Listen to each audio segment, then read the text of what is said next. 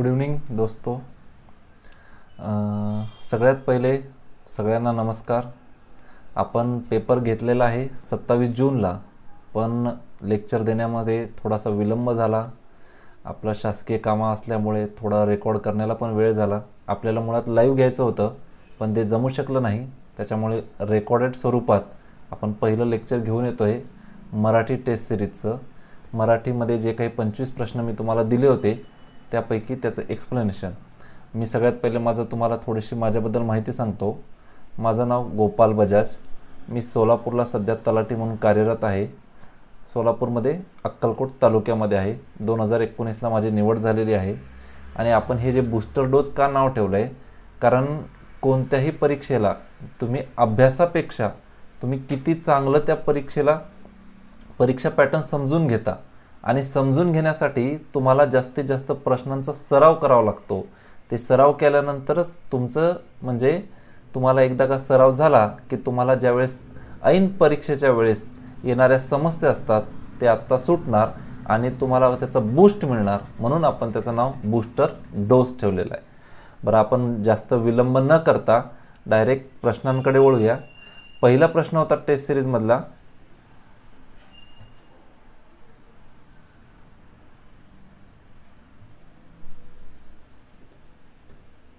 चंद्र या शब्दाचा समानार्थी शब्द खालीलपैकी कोणता नाही. आता एक लक्षात घ्या, आपण ज्यावेळेस वाचतो चंद्र या शब्दाचे समानार्थी शब्द वगैरे वाचताना किंवा कोणते शब्द वाचताना आपण प्रत्येक शब्दाला बारकाईने बघायला पाहिजे. याचं उत्तर आहे सुधा. आता मुळात सुधा आणि सुधाकर याच्यात एक फरक आहे, कारण चंद्र या शब्दाचा समानार्थी शब्द हा सुधाकर आहे, परंतु जे सुधा आहे ते अमृत या शब्दाचा समानार्थी शब्द आहे. त्याच्यामुळे याचं उत्तर काय आहे? सुधा आहे. आणि चंद्राचे समानार्थी वेगवेगळे शब्द कोणते आहेत?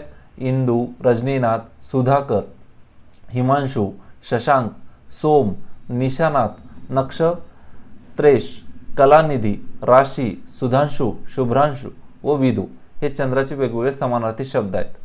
ही छोटासा फरक असतो, तो लक्षात घ्यायला पाहिजे प्रत्येक प्रश्नामध्ये. उत्कर्ष या शब्दासाठी समानार्थी शब्द ओळखा.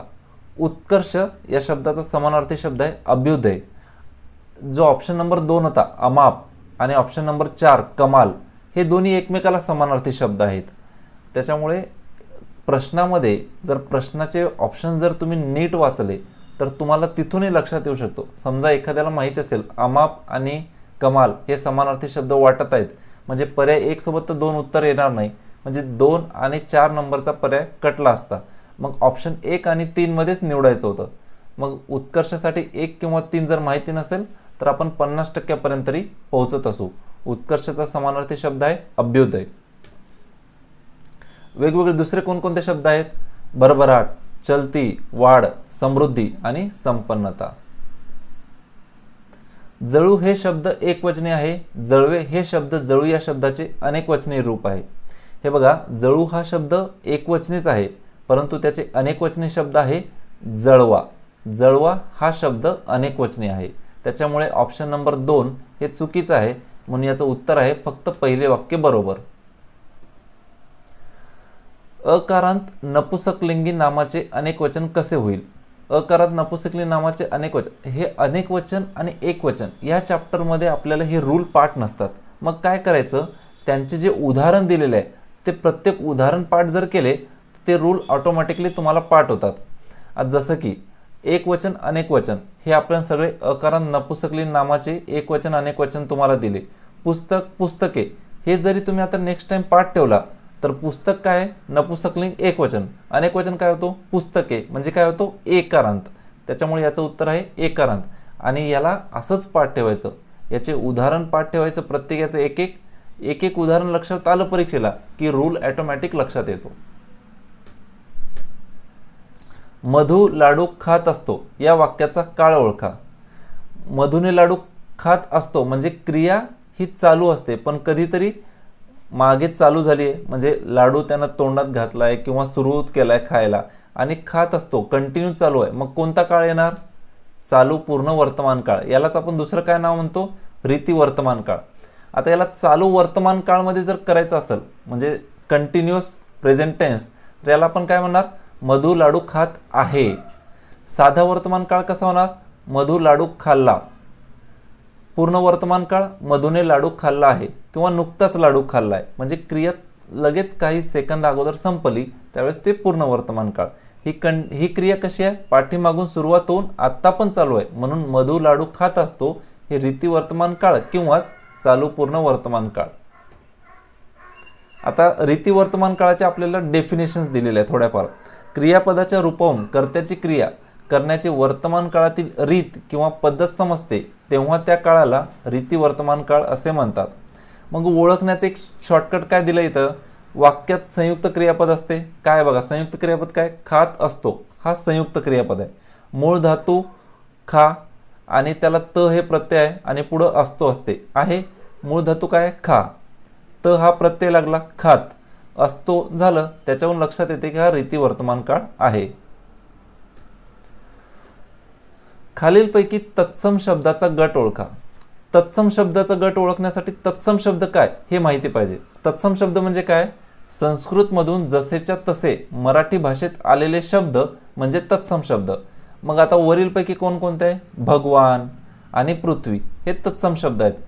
याचे वेगवेगळे उदाहरण काय? भगवान, दृष्ट, मंदिर, पृथ्वी, भीती हे तत्सम शब्द आहेत. मग तद्भव शब्द एक असते.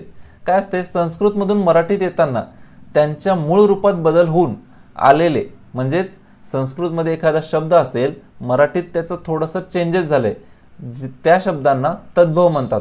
उदाहरण पान. संस्कृतमध्ये काय? पर्ण. मराठीत काय झालंय? पान. त्याला तद्भव म्हणतात. तसंच सासू, सासरा, कोवळा, जीभ, शेत, माती, घास हे तद्भव शब्द आहे. म्हणजेच कसं संस्कृतमध्ये काय होतं? ग्रास. मराठीत काय झालंय? घास. म्हणजे हा चेंजेस झालाय, त्याच्यामुळे तो आहे तद्भव शब्द. म्हणजे ऑप्शन नंबर 1 मध्ये जे आहे इथं, त्याच्यामुळे घास हा तद्भव आहे. ऑप्शन नंबर 2 मध्ये पान हे तद्भव आहे. आणि जे चिमणी हा शब्द आहे हा देशी शब्द आहे. देशी शब्द कोणते? म्हणजे महाराष्ट्रामध्ये जे पूर्वीपासून शब्द बोली भाषेत होते त्यांना देशी शब्द असे म्हणतो. मग ते देशी शब्द, त्याच्यामुळे चिमणी हा देशी शब्द आहे. वेगवेगळे दुसरे देशी शब्द कोणते आहेत? बाजरी, गुडगा, झोप हे देशी शब्द आहेत. दिलेल्या शब्दाचा विरुद्धार्थी शब्द निवडा. उदार म्हणजे दानशूर व्यक्ती समजा. कृपण म्हणजे कंजूसवाला. तर सोपा होता. अवनती या शब्दाचा विरुद्धार्थी शब्द. अवनतीचा विरुद्धार्थी शब्द आहे उन्नती. न्यायाधीशाकडून दंड आकारण्यात आला या वाक्याचा प्रयोग ओळखा. आता प्रयोगमध्ये सगळ्यात सोपा जर प्रयोग कोणता असेल तर हा प्रयोग आहे. ज्या ज्या वेळेस कर्त्याला कडून हा प्रत्यय लागला जातो त्यावेळेस डोळे मिचून कर्मकर्तरी किंवा नवीन कर्मणी हा प्रयोग असतो. मग इथं आपल्याला पर्याय क्रमांक 1 आणि पर्याय क्रमांक 4 असा दिलाय, पण त्याचं उत्तर काय आहे? पर्याय क्रमांक 1 व पर्याय क्रमांक 4 हे ऑप्शन 3 मध्ये दिले, म्हणून याचं उत्तर आहे 3.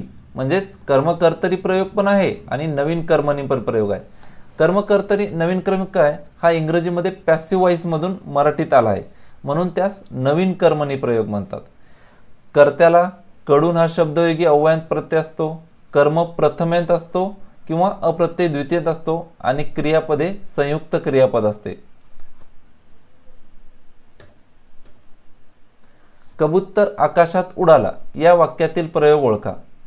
उडणारा कोण? आता ज्यावेळेस प्रश्न दिला जातो की प्रयोग ओळखा, सगळ्यात पहिले बघायचं की नेमका कर्ता कोण आहे. कर्ता कसा शोधणार?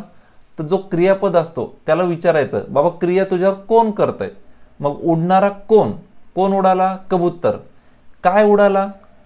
कायचं उत्तर आपल्याला हा जर एखादी वस्तू, व्यक्ती वगैरे येत असेल तर तिथं म्हणजे कर्म आहे असं समजू. पण काय उडालं? इथं कबूतरच उडालंय. कबूतर उडालंय म्हणजे तो कर्ताच आहे. कर्म दिसतोय का त्याच्यात? नाही. म्हणून हा कोणता आहे? अकर्मक कर्तरी प्रयोग. कर्तरी प्रयोगाच्या वाक्यात जेव्हा कर्म नसते तेव्हा त्या प्रयोगाला अकर्मक कर्तरी प्रयोग असे म्हणतात. पाखरे घरट्यात परतली वाक्यात कर्म आहे का? नाही. पक्षी आकाशात उडाला कर्त्याला प्रत्यय नाही, म्हणजेच तो कर्तरी प्रयोग असणार. आता भावी प्रयोगाची आपण डेफिनेशन बघूया. जेव्हा क्रियापदाचे रूप कर्त्याच्या व कर्माच्या लिंग वचन व पुरुषानुसार न बदलता ते तृतीय पुरुषी नपुसकलिंगी एकवचनी असते तेव्हा त्या प्रयोगाला भावी प्रयोग असे म्हणतात. शिक्षकांनी विद्यार्थ्यांना शिकवावे. सकर्मक भावी प्रयोग. आता शिकवावे याच्याकडे बघा. शिकवावे जेव्हा आहे, एक मिनिट, शिकवावे याच्यामध्ये वेला काय आहे, वेलांटी आहे, म्हणजेच तो एकवचनी तृतीय पुरुषिकी नपुसकलिंगी एकवचनी आहे. म्हणजे क्रियापदावरून आपल्याला कळते की तो कोणता प्रयोगाचे उदाहरण आहे हे त्याच्यावरून कळत असते. तो झाला सकर्मक भावी प्रयोग. त्याने आता घरी जावे. त्याने आता घरी जावे याच्यात कर्म आहे का? कोणता कर्म आहे?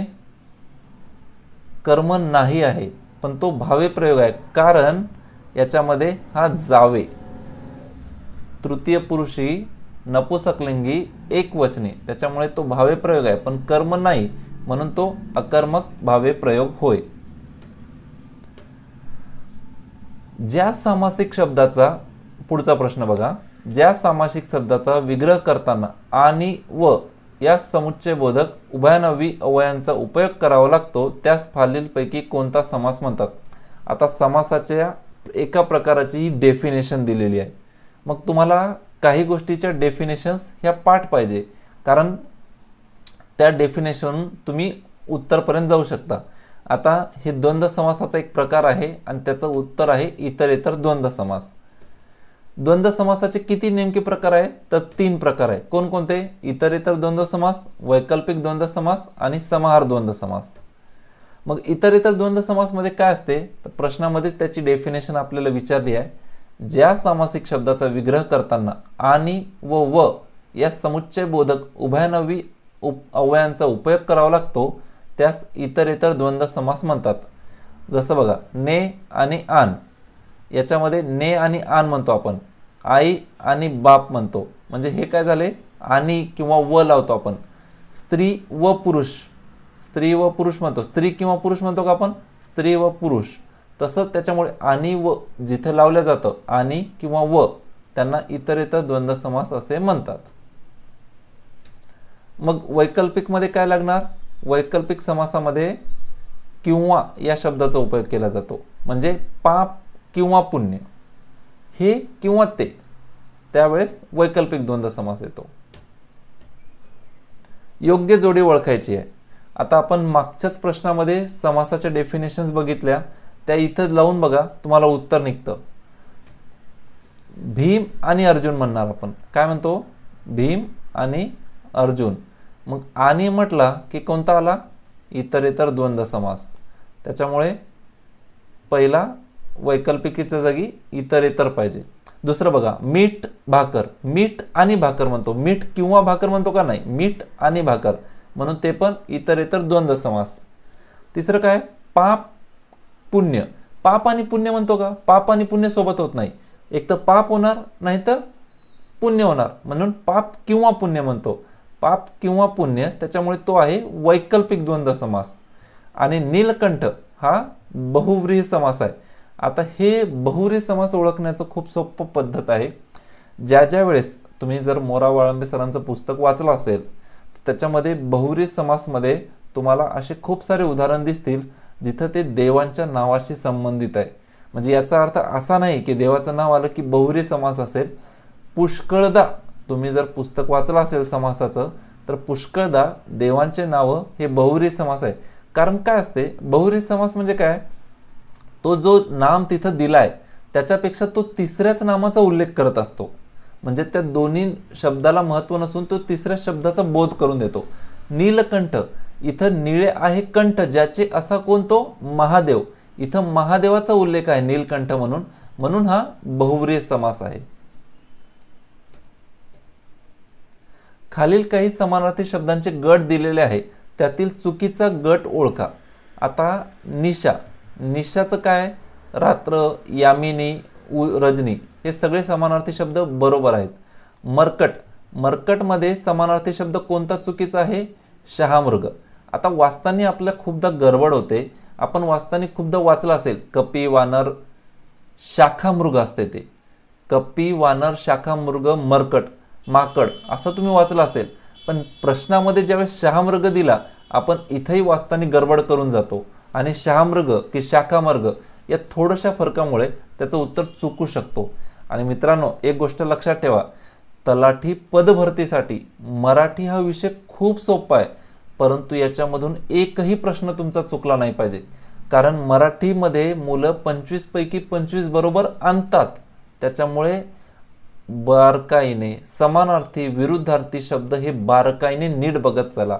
इथं शाखामृग असतं तर ते कदाचित बरोबर झालं असतं, पण इथं शहामृग दिले त्याच्यामुळे ते चूक ठरते. हे बघा, शाखामृग पाहिजे होतं. शुद्ध लेखनदृष्ट्या अचूक वाक्य ओळखा. आता आपल्याला अशा प्रश्नाचं उत्तर काढण्यासाठी एक सोपी पद्धत असते. ह्या प्रश्नाला तुम्हाला जर डायरेक्ट म्हटलं मी आर्थिक लिहा, तर तुम्ही कसं लिहिणार आणि ते लिहायचं, कारण तिथं परीक्षेमध्ये आपल्याला पेन आणि कागद दिलं जातं.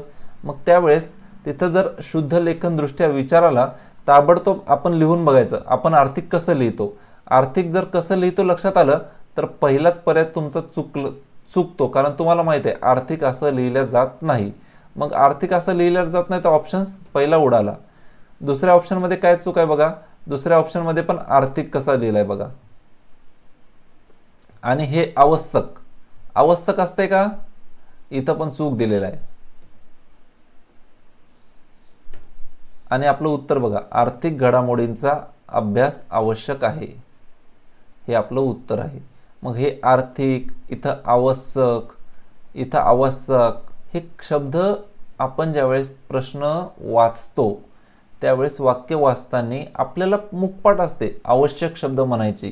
त्याच्यामुळे आपण तुम्ही वाचताना हाच पर्याय मे बी सगळीकडे वाचणार, आर्थिक घडामोडींचा अभ्यास आवश्यक आहे. पण आपल्याला शुद्ध लेखनदृष्ट्या करताना प्रत्येक शब्दाची काना, मात्रा, वेलांटी, उकार हे बघणं आवश्यक आहे. पुढचा प्रश्न बघूया आपण. खालील वाक्यांचा विचार करून वेगळे वाक्य ओळखा. मुले खेळली असतील, सूर्य मावळलेला असेल, मुलांनी पेपर दिलेला असेल. म्हणजे काय सांगतात, हे भविष्यकाळी आहे, असं झालं असेल. आणि मुलांना जास्त मार्क आले म्हणजे क्रिया संपलेली आहे, म्हणजे ते भूतकाळातील वाक्य आहे. म्हणजे पहिले 3 वाक्य हे भविष्यकाळातील आहे आणि चौथं वाक्य हे भूतकाळातील आहे. हे 3 वाक्य भविष्यकाळाचे आणि चौथं वाक्य आहे भूतकाळातलं. त्याच्यामुळे उत्तर आहे 4, मुलांना जास्त मार्क आले. खालील वाक्यांचा विचार करून वेगळे वाक्य ओळखा. साधा भविष्यकाळ, मी निबंध लिहीन, म्हणजे फ्युचरमध्ये करणार आहे, ठीक आहे, ओके. अपूर्ण भूतकाळ, मी निबंध लिहित असेन. आता काय दिलंय आपल्याला, यांनी असेन विचारलंय आणि इथं दिलंय बघा अपूर्ण भूतकाळ, इथं गडबड केली आहे. हा क्रिया भविष्यकाळामध्ये पूर्ण होणारी आहे, म्हणजे भविष्यकाळामध्ये चालणारी क्रिया आहे. त्याच्यामुळे हा इथं अपूर्ण भविष्यकाळ पाहिजे होता. पूर्ण भविष्यकाळ, मी निबंध लिहिला असेल, ओके. आणि रीती भविष्यकाळ, मी निबंध लिहित जाईन. म्हणजे पर्याय क्रमांक 2 इथं चुकीचं आहे. काय पाहिजे होतं, अपूर्ण भविष्यकाळ कसा असता, मी निबंध लिहित असेन. करेचे पाणी हे प्रसिद्ध मराठी भाषेतील आत्मचरित्र कोणाचे आहे. तुम्ही जर TCSच्या पेपरचं अवलोकन केलं असेल तर तुम्हाला एक गोष्ट प्रकर्षाने जाणवली असेल की TCS दर पेपरमध्ये जवळपास 1 ते 2 प्रश्न ही साहित्यकांवर विचारते. मग हे पाठ करायचे का, किती सारे आहेत, कोणते पाठ करायचे. खूप कमी साहित्यिक आहे, जवळपास 20 ते 25 मोजून आपले साहित्यिक प्रसिद्ध आहे. त्यांचे प्रसिद्ध पुस्तक आणि नाटके हेच पाठ केलं तरी उत्तर होतं. करेचे प्राणी हे प्रसिद्ध आत्मचरित्र आहे आणि ते आहे प्रल्हाद केशव अत्रे यांचं. प्रल्हाद केशव अत्रे यांचं टोपण नाव केशव कुमार आहे. त्यांची प्रसिद्ध 2-3 नाटके दिली आहेत. अशी बायको हवी, उद्याचा संसार, एकच प्याला, विडंबन, झेंडूची फुले. कथासंग्रहामध्ये अशी गोष्ट, अशा गमती, कावळ्याची शाळा, फुले आणि मुले. आणि आत्मचरित्र कोणतं, करेचे पाणी हे त्यांचं प्रसिद्ध आत्मचरित्र.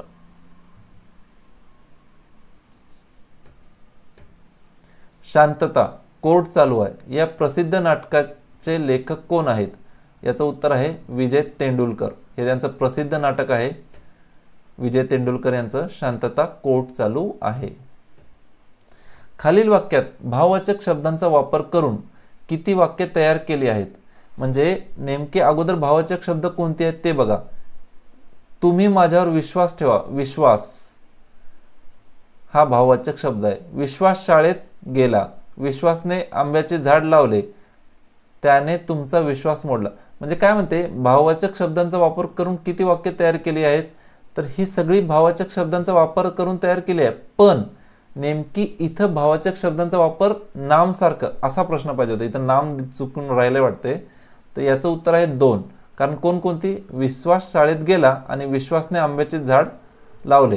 ही 2 वाक्यानुसार इथं भाववाचक शब्दांचा नाम म्हणून उपयोग झाला आहे. पुढील वाक्यातील अधोरेखित शब्द सर्वनामाच्या कोणत्या प्रकारातील आहेत ते ओळखा. त्याने आपणहून अभ्यासश्री ॲप डाउनलोड केला. जे की तुम्ही सगळ्यांनी केलेलं आहे आणि तुम्ही इतरांनाही सांगणार आहात आणि अभ्यासश्री ॲप डाउनलोड करायला सांगणार आहात. पण आता तुम्ही कसा केलाय? आपणहून केलाय. आपणहून म्हणजे काय? स्वतःहून केलाय. आणि ज्यावेळेस स्वतःहून आपणहून हे शब्द येतात तर त्यावेळेस तो आत्मवाचक सर्वनाम होतो. कोणता होतो? आत्मवाचक सर्वनाम.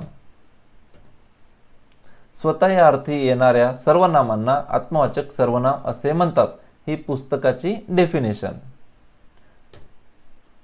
धातूला विविध प्रत्यय लागून क्रिया अपुरी दाखविणाऱ्या शब्दांना काय म्हणतात? कृदंते. कृदंतेची ही डेफिनेशन आहे. तुम्हाला पाठ करावी लागणार. मग सगळ्या डेफिनेशन्स पाठ करायच्या का? सगळ्या डेफिनेशन्स अजिबात पाठ करायच्या नाही.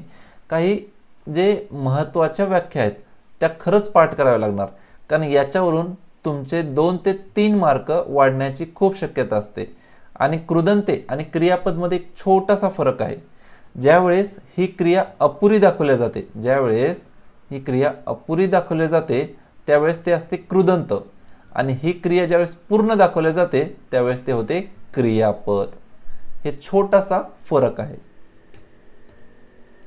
तो म्हणे वेडा झाला या विधानातील अव्ययाचा प्रकार ओळखा. आता तो म्हणेलच तर मी काढून टाकलं तर वाक्य कसं होणार? तो वेडा झाला. ठीक आहे, पूर्ण झालंय, वाक्य पूर्ण होतंय. आणि आता मने लावा. तो मने वेडा झाला. म्हणजे ह्या मनेचा शब्दामध्ये तो अर्थ राहिला वाक्यात, जर तो शब्द राहिला किंवा न राहिला याचा काहीही फरक पडत नाही. त्यावेळेस त्यांना व्यर्थ केवल प्रयोगी अव्यय असे म्हणतात. केवल प्रयोगी अव्यय म्हणजे काय? की ज्यावेळेस आपल्या भावना, उत्कंठा, म्हणजे ज्यावेळेस तुमच्या भावना डायरेक्ट तुमच्या मुखात येतात त्यावेळेस तुम्ही कसे शब्द वापरता? अरेच्छा, वा वा, हा हा हा. हे जे शब्द आहेत हे केवल प्रयोगी अव्यय शब्द आहेत.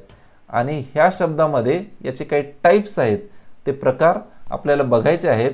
पण हा त्या प्रकारापैकी एक प्रकार आहे व्यर्थ केवल प्रयोगी अव्यय. आणि त्यातला तो आहे तो म्हणे वेडा झाला.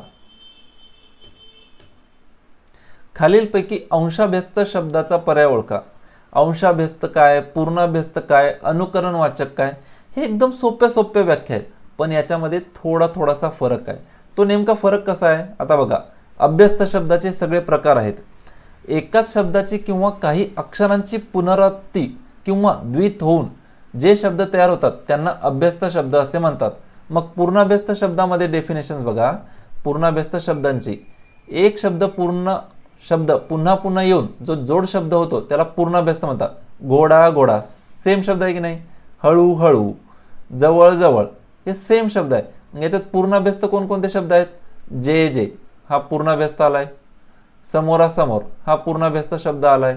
आपल्याला विचारलं काय? अंशाभ्यस्त. म्हणजे पहिला ऑप्शन कटला, दुसरा कटला. मग उरलं काय? मधून मधून हा पण एक कटला. मग उरलेलं काय आहे? घर बीर आणि किडूक मिडूक. हे तुमचं उत्तर आहे.